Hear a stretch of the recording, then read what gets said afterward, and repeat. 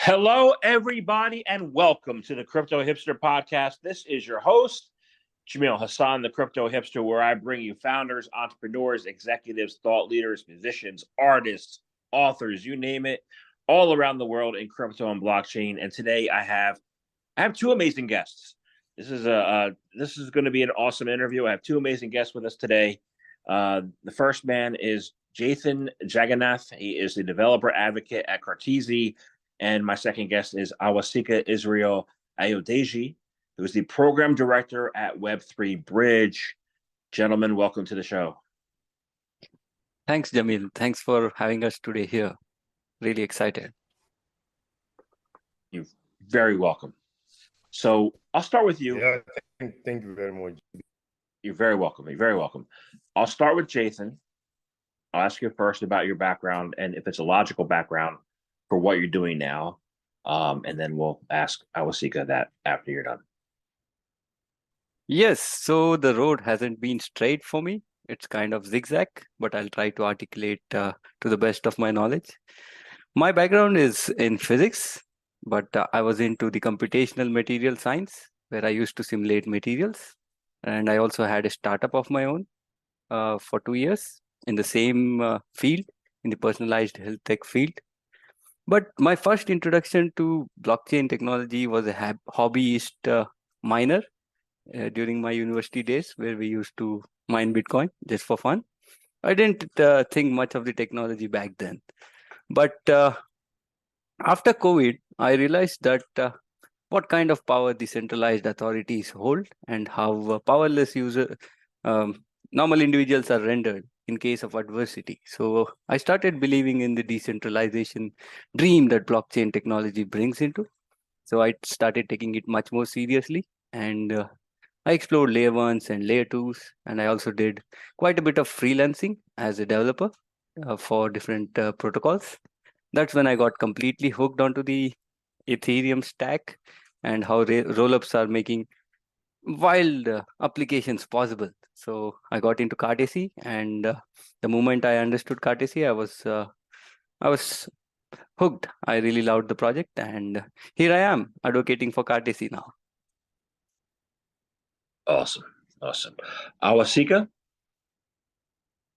Okay, thank you very much. So, my background is not technical like Jathin's own. So, I have a background in hospitality management and education. And so 2017, I got into crypto and I was like, okay, let's see how this goes. I started learning. Then I've heard a lot of talk about adoption. With background in education, I figured adoption can really not come without education. So I started doing meetups and all of those stuffs until 2019 when during DEFCON 5, when Joseph Lubin, co-founder of Consensus, mentioned around, okay, we're going to get 1 million developer for Ethereum. And so I was following the old stuff from YouTube, and I saw the tweet, and I went down the tweet and I'm like, okay, so we can actually achieve this number of developers from Africa because we have the intellect and the number. And someone picked up on it. So for the last 4 years, we've been training Ethereum developers from across from the continent. So we have students that have been learning Solidity, Ethereum protocols from Nigeria, and other African countries. Yeah, that's the story. Got it. Thank you. That sounds good. I didn't know there was 1 million developers, but that's a good number. So, all right. So I'm gonna talk about Web3 Bridge in a little bit. I'm gonna first ask Jathin about Cartesi, what that's all about, and what makes the protocol unique. Yes, sure. So Cartesi is an application-specific optimistic rollup solution for scaling Ethereum-based DApps. I know this sounds complex, so let me break this down bit by bit. So there are different ways to scale the Ethereum DApps, and everybody has different techniques. So how we do it at Cartesi is that we have built a virtual machine of our own, which is based on the RISC-V architecture, which is an open source architecture. And what we have done is we have ported Linux to it. So what this does is it provides you a whole new experience of programmability, which is very similar to the Web 2 development experience. When it comes to adoption, the major problem is the amount of support and the amount of maturity the technology has. For example, anybody entering into Web3 has to get started with Solidity. This is a completely different language, and the tooling is also pretty new if you compare it to the traditional Web2 tooling. So Cartesi wants to bridge this gap by providing you very good tooling and a Web2 development experience. But the real power lies in the computational scalability, since this is an application-specific rollup. Now, what this means is that you have a set of validator nodes of Cartesi machine for each of your application. So in that way, you don't have to compete for resources. For example, on Ethereum, you have to compete for resources. But using Cartesi, you can have a validator chain of your own where there's not a big competition of resources.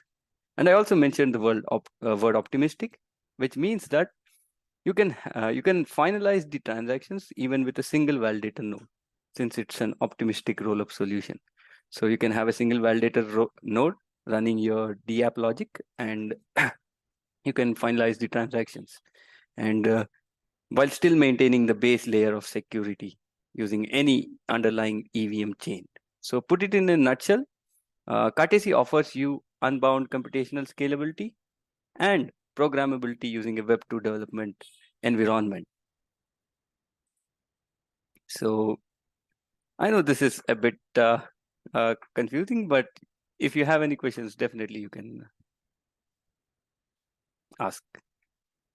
Yeah, I will. We're going to get into that. So let me ask you, I was thinking about Web3 Bridge. What's that about?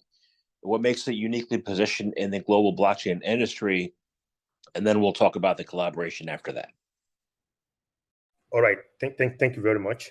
So Web3 Bridge, like I mentioned, started in 2019, but then our focus is actually to like train blockchain developers from Africa, because prior to now, Africa have not been well represented in the global blockchain space. We might. I think that there's a report from Consensus that Nigerians are like the largest user of MetaMask, and all of these are there. But then when it comes to like technical know-how, how many developers are actually building from Africa? So that's what gave back to Web3 Bridge. We need African representation. We need Africans to also join, not as end users as it used to be, that we are like the end user part of things, but as also contributors. We want Africans to contribute to the protocol.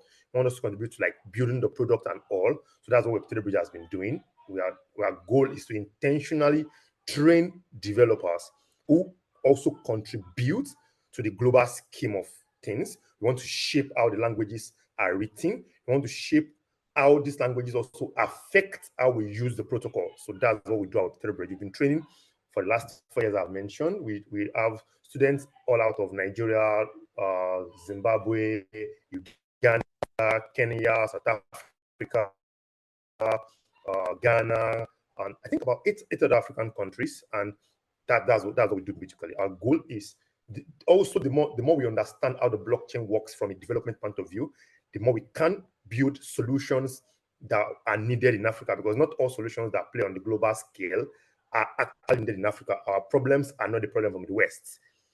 We all need the blockchain, but the way we need blockchain is different from the way others need blockchain. Someone in the US does not really have a dollar problem, but someone in Nigeria has a problem for how to like remittances. We want to have for them how to send dollar from ear to ear. We have a problem of all of these things. So that is what we are doing. Get African developers to learn about the blockchain, then how contribute to the global scale of things, and also domesticate the solutions and use cases. Thank you very much. Oh, thank you. You mentioned the MetaMask problem, and I'm like, I've always had a MetaMask problem. I'm in the US, and every time I put something in a MetaMask, it's always been drained. So I'm like, I don't use it now. So,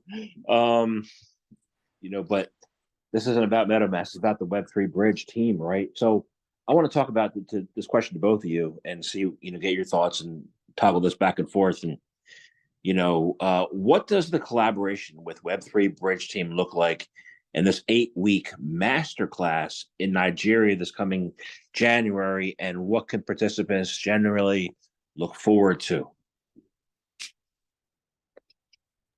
Okay, I'll start with it. So we at Cartesi are really excited to get developers from Africa, since it's a bustling community and the kind of applications that can be imagined in Africa are like limitless. And the idea of this program is to have a comprehensive 8-week training camp where we actually get developers equipped with the right tools to use Cartesi, and also get them involved with the development experience of building complex DApps. So we are targeting blockchain developers and Solidity developers with some kind of base understanding of how things work. And our priority is to both upskill them and also incentivize them in a way that they can kickstart this development journey of a community-driven experience.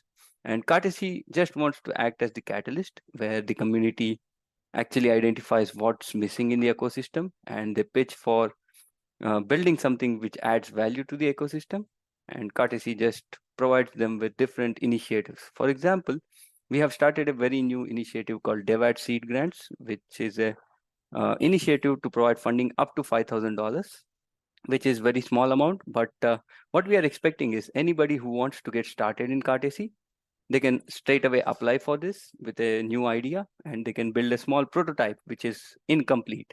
But you're valuing the effort, you're rewarding the effort of the person to learn this technology, which is very different when you compare it to all the grants program of different protocols, which is generally highly bureaucratic and they need fully finished projects. But we want to encourage the grassroots level development, and we thought that Africa is a very good base point to start with these initiatives. So yeah, and this is completely driven by the Cartesi DevAdl team, and we want to help the community by upskilling them and also incentivizing them to learn about Cartesi and different rollups technologies.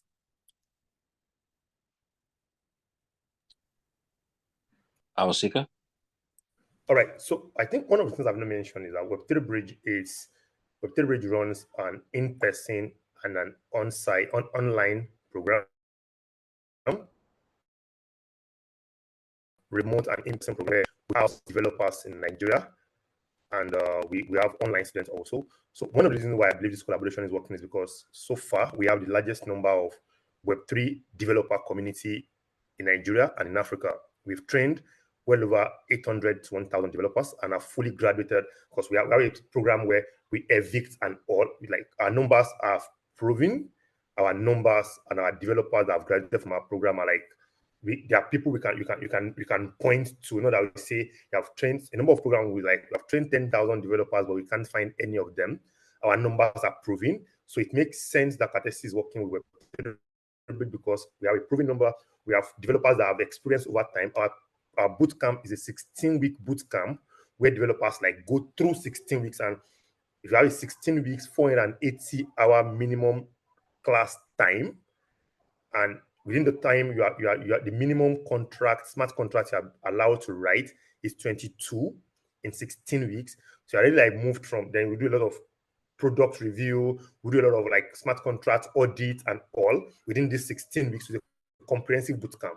So partnering with collaborating with Cartesi, Cartesi is working to like come into our ecosystem to like meet these developers that are true and have learned over time. Also because we have access to other developers that are not within our community, but they know that Web3 Bridge is like the go-to community for this. So that's based on the collaboration. So that Cartesi is coming with their uniqueness to meet Web3 Bridge, who has been doing this amazing stuff in the ecosystem. All right. So let's say I was a developer in SQL back in my corporate days. I don't know Solidity. I don't know how to write smart contract. But if I go to this masterclass, what should I expect to receive as far as being able to be a developer in the future? Or what can I get out of it going? Okay, Okay, I'll so take this one. Or Avasika, do you want to take this? no, go ahead, go ahead, go ahead, go ahead. Yes, so the entire idea of Cartesi is that no matter what background you come from, as long as you have a software engineering background, you can get started with building Web3 DApps. We actually have a very good example of deploying SQLite databases on Cartesi, which is kind of mind-boggling if you consider the Ethereum ecosystem, which is very fascinating. So there are different kinds of applications that you can imagine with Cartesi because it's just a Web2 development environment. It's as simple as having a Linux virtual machine for your specific application, and you just start coding. For example, we've had people build machine learning models into the Cartesi machine, and ChatGPT is the new rage, and we've had people port Alpaca, which is very similar to that, into the Cartesi machine, which seems impossible on Ethereum just from the size of the models and the kind of cost that is incurred if you want to train the model and if you want to get right results. So anything like democratized AI solutions or anything as simple as an SQLite database or anything as complex as ChatGPT on chain is completely possible. And we've also had fully on chain gaming, which is also one of our major focus area. We have people ported Doom. We have a app called World Arcade, where the concept is that you plug into different arcade games, which are running completely on Cartesi machine in a deterministic fashion, and you can verify all the results on chain. So you had people port Doom to it, port Antcopter, Snake. So the applications are limitless. It's up to you. It depends on what your background is. But yeah, even with the minimum understanding of what Ethereum is, you can get started with Cartesi. The infrastructure is completely handled by us.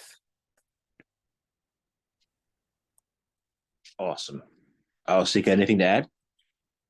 So what I'm going to add, what I'm going to be adding is that, plus everything I've said so far, coming into the masterclass is going to like make your life easy because we have instructors, we have a working system to make you learn and to like, give you the best support in learning. So the masterclass is just like an opportunity to extend what we do our Web3 bridge of making people learn into making people learn Cartesi easily. And working with the Cartesi team, I believe is going to make your life easy. It's going to make your journey and your path to blockchain development also very easy. Awesome. I want to go back to a comment that that you said, Jathin, that you said $5,000 grant's not a lot, right?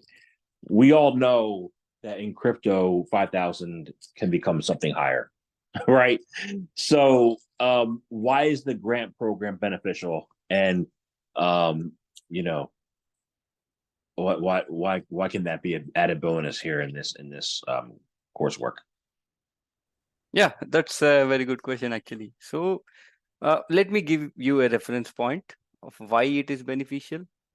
Generally, the grants program is kind of bureaucratic, where you have to go through the entire ecosystem to get any kind of funding. Like you have to pitch your idea and it has to go through the community.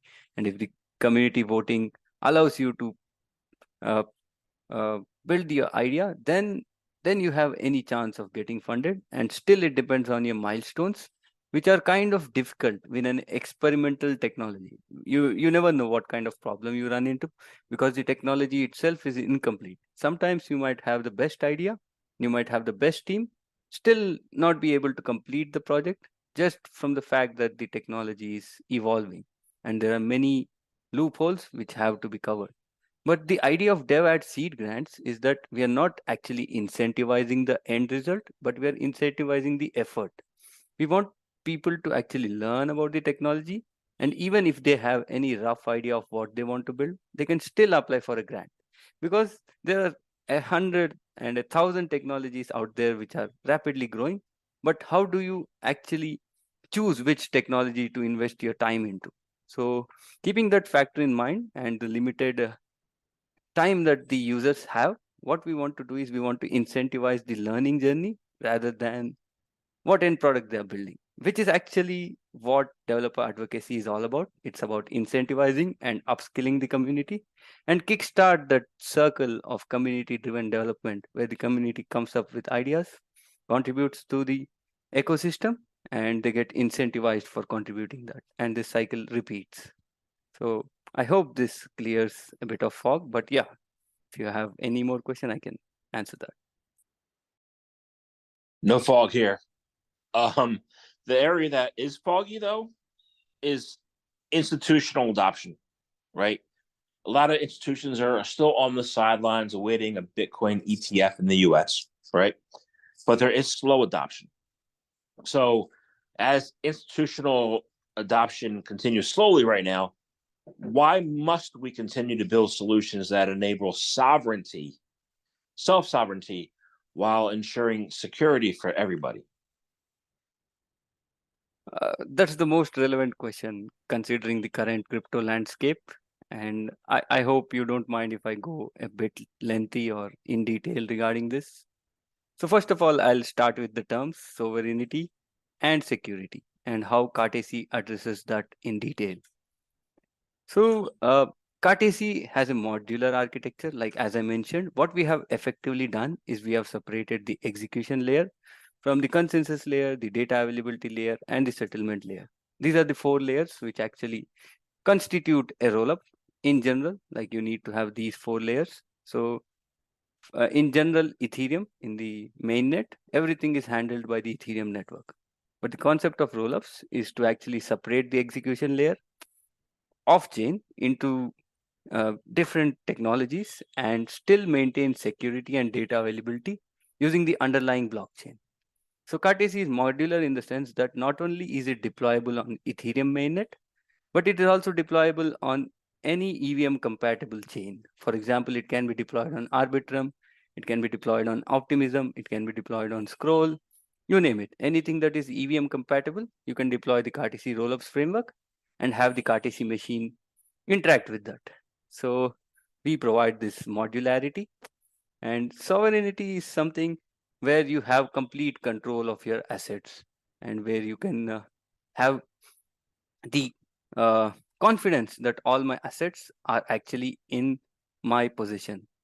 So Cartesi ensures this through the underlying blockchain, not only the settlement layer, but also the consensus layer is through the EVM blockchain, where the security is not limited to a particular chain. For example, you feel that one chain is compromised. You say that Arbitrum or Optimism is compromised. So you're not limited. You can just take your DApp and shift your architecture to another layer 2. So the security completely depends upon the technology that you trust. So it doesn't have to be fixed in nature. You can deploy it to different chains. So it's both modular and also secure in a sense.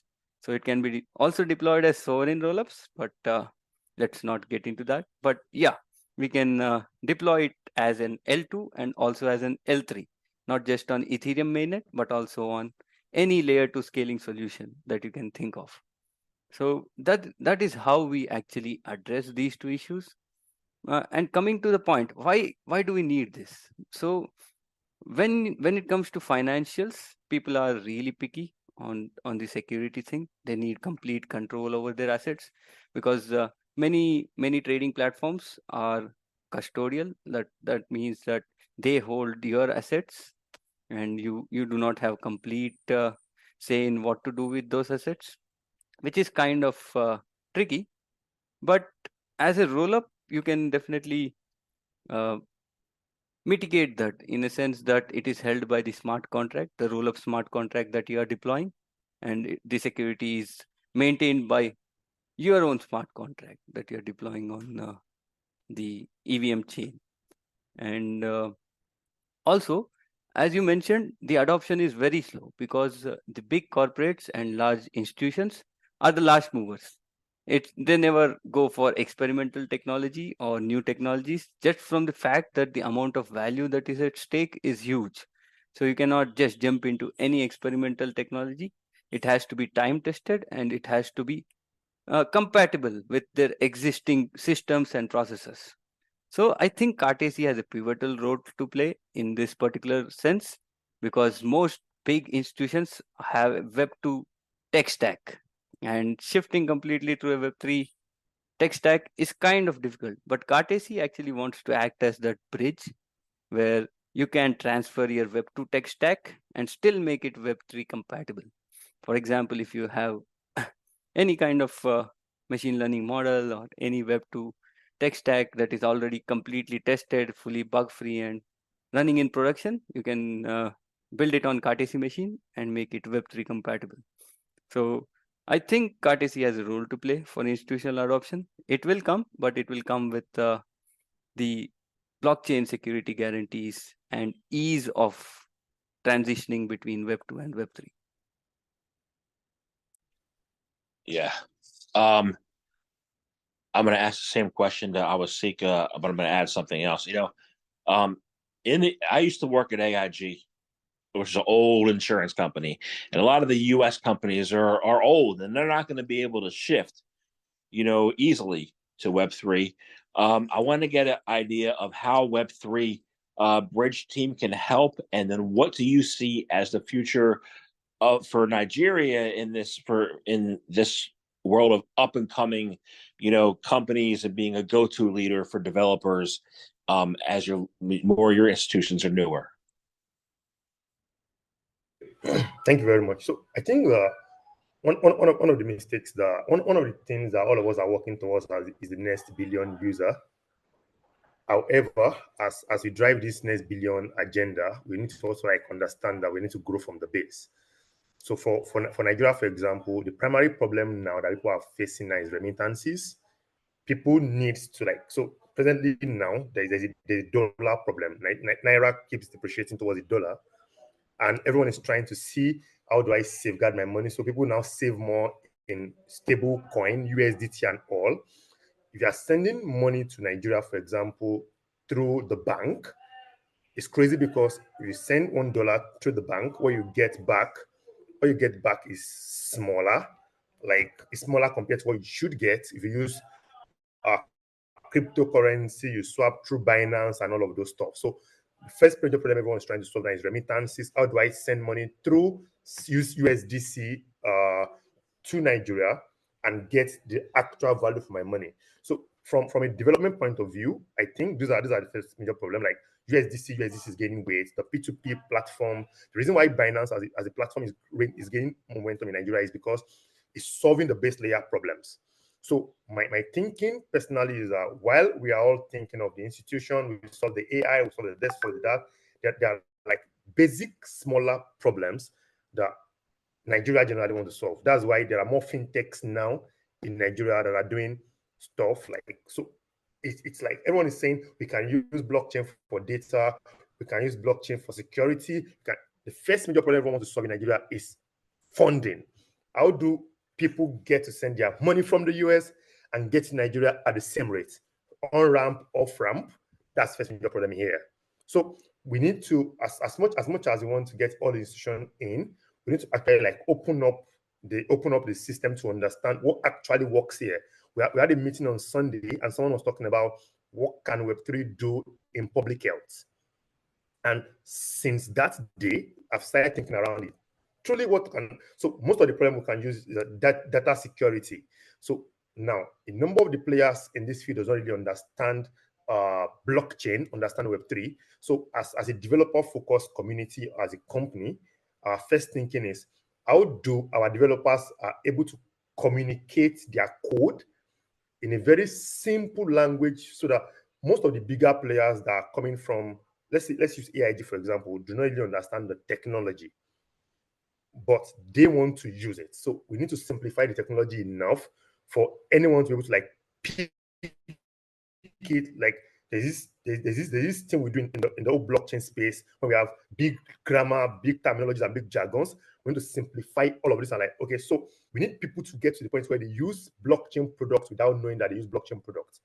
I think that's why Ethereum is saying, we have to have account abstraction, this, that we need to remove. We need people to use wallets without having to connect to MetaMask or Base or all of this.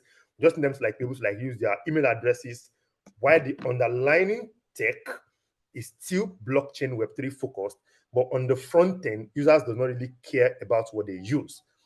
Users need something as swift as Gmail, as swift as Twitter, as swift as this, without thinking they have to first connect one wallet address. And so, what one of the things we are discussing about is how do we simplify this tech and build simple products that anyone does not really need to understand what blockchain is to use them. That's my thinking around this. That makes a lot of sense. You know, I go onto Facebook or I go into Instagram and I use them and I post pictures and I don't really want to care how the back end works, right? But yeah, if I'm a user, that makes sense. We don't want to know. Yeah. So, you know, I'm thinking about trends, right? A lot of the trends we've seen in crypto and blockchain over the years have occurred in Nigeria first, especially with like the price of Bitcoin, right? It used to be a 2 or 3 day lag, right? So I was thinking, what new trends are you seeing take shape that as we head into this next bull cycle, because we are headed into a bull cycle that may serve as a precursor for the rest of the world? So I believe that the bull cycle is coming, and I think that one of the good part of this cycle that I'm very fascinated about is the level of education have actually increased. People are now more knowledgeable about this space. Like the last bull cycle was everyone was a degen, everyone was aping into stuff, everyone was doing metaverses, NFT, and all. But now, if you are coming with NFT in this next cycle, it must have some very, very good use cases.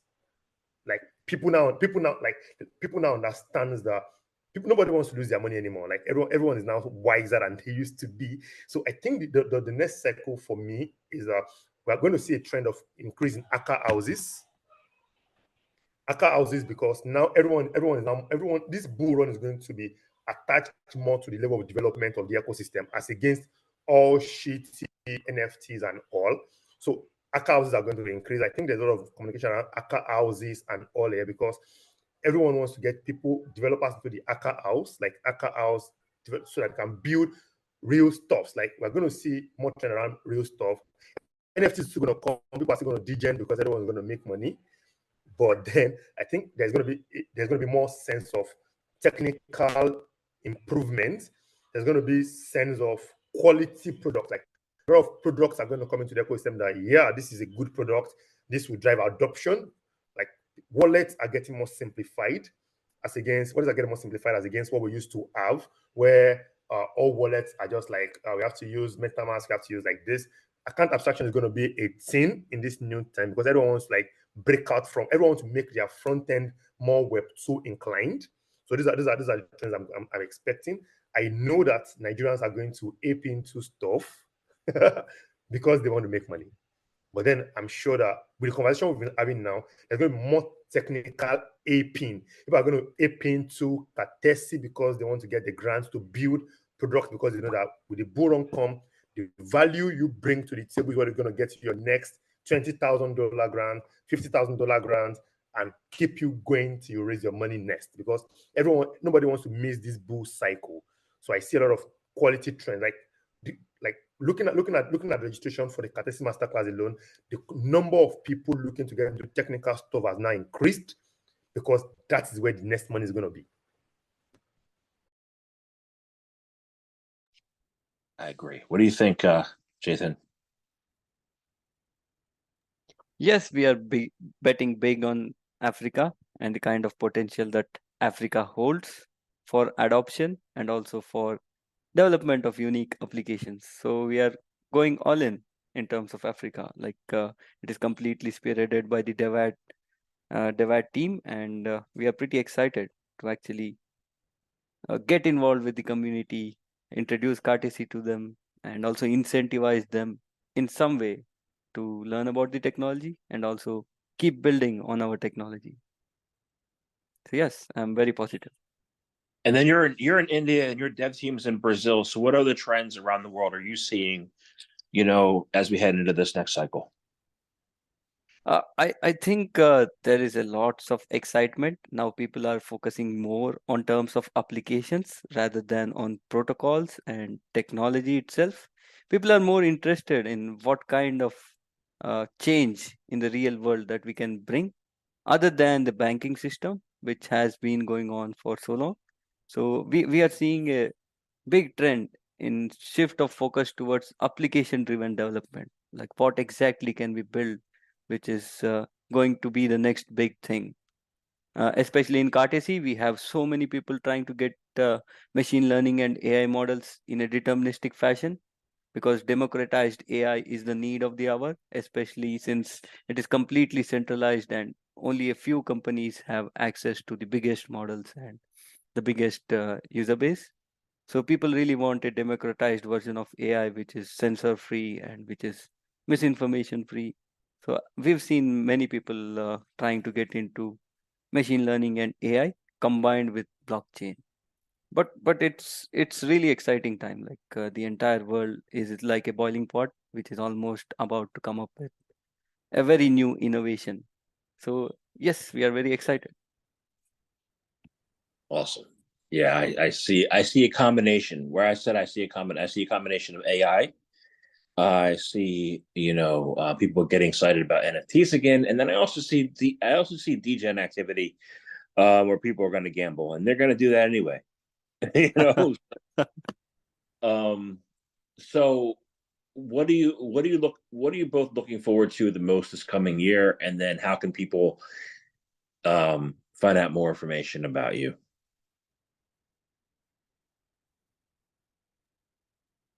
Yes, this year is all about adoption, adoption, and adoption. We want to focus on adoption because our technology is on mainnet, and we also have deployed a very interesting application called the Honeypot DApp, which is actually the first DApp on mainnet for Cartesi rollups. The idea of this DApp is like it's a ethical hacker challenge where if you can crack the honeypot, you get the tokens which are uh, invested into that DApp, and the tokens compound at 8%. So currently it is maybe 85,000 CTSI logged in value, and people can have a go at it. So we want to actually test our technology, and we also want people to adopt our technology and contribute to the Cartesi ecosystem. So this year will all be about adoption and applications from our side. And we are very active on Discord. Like our entire team is almost like we are completely remote. So there's always someone out there to help. And we also are a real believer in quality versus quantity. So we are open to one-on-one discussions. Anybody who's really interested in the tech and needs instant support can reach out to the team on Discord or on Twitter or any social media handle, and you can set up a call with our developer advocacy team for a one-on-one guidance session. This is exactly the idea why we are going to Africa. Like we want to enable the grassroots level development through one-on-one interactions and one-on-one coaching. So yes, that is what I have in mind for the next year. Awasiga? Okay, so I believe that adoption is like crazy stuff that everyone is on, and I believe so. One of the things that we have done this year that I'm sure we are going to do more from next year is to get people to use like different stacks of technology. Like we've done this before, and we're happy to do this with Cartesi because the more our devs get to use all the stacks that are there, the more they get to improve on what they build, the more they get like learn. So our goal is get the developers like learn to use all the stacks that are there in. So we are big on this for next year. One of the exciting things that we're opening this with Cartesi in January, like January 8th, we're getting into this. And we want to see how the year runs. We want to see how many stacks there we get to see, because like we are increasing our numbers. We want to increase the number of developers who get into the program, into our program. We want to see the number of. We believe that there's no entire one solution to win it all, but we want to work with the best stacks out there. So that's our goal for the next year. Like adoption, work with other best stacks that are out there. Thank you. Awesome. Well, I want to thank you both, you gentlemen, for a wonderful conversation today. I enjoyed speaking with you. Thank you very much for your time. I have one last question. I think we have answered that, like, just easy question. How can people find out more information about you, and how can they contact you? How can they do that? So Discord is the place. Like, we have a very active community on Discord where we post all the updates regarding the technology and also regarding the initiatives and also the events that we will be organizing. So you can definitely join our Discord, and almost our entire team is very active there. You can ping anyone and you can get instant support. And there's one last thing. We will also be organizing an online hackathon this year, which is Cartesi specific. Same as we did last time, a exclusive Cartesi hackathon, where we had given away $15,000 in prizes. So you can also get more information about that on our Discord. But yeah, Discord is the place to go. Awesome. Maybe I can give you the link. Yeah, please share the link, and we'll share the link in the podcast notes. Awosika? Okay, so I think Telegram and Twitter is where it happens at Web3 Bridge. We have a Discord channel that is reserved only for people that get into our training programs. We don't want people to spam it, but then we have a whole lot of communities stuff happening on our Telegram group at Web3 Bridge, just one word, and also on our Twitter. I am always there with the team. We have people who are looking to like build stuff, people who are looking to learn stuff, people are looking to like just talk about stuff generally and get into the programs. Telegram and Twitter is the place to be at Web3 Bridge on all platforms. Thank you, gentlemen, for a very wonderful conversation today. Thank you. Thanks, Jamil. Thanks for having us. Yeah, thank you very much.